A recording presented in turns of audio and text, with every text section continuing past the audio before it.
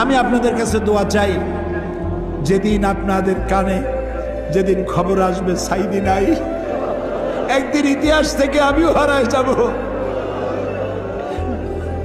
কিয়ামতের দিন আল্লাহ যেন আমাকে মাফ করে দেন। আমি কিচ্ছু চাই না আল্লাহর কাছে।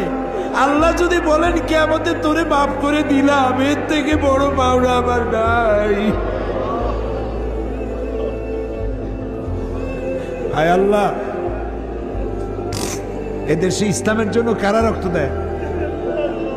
আল্লাহ, এ জমিনে ইসলামের জন্য কারা মার খায়? এ জমিনে ইসলামের জন্য রাস্তায় রাস্তায় জীবন দেয় কারা? তুমি কি চেনো না?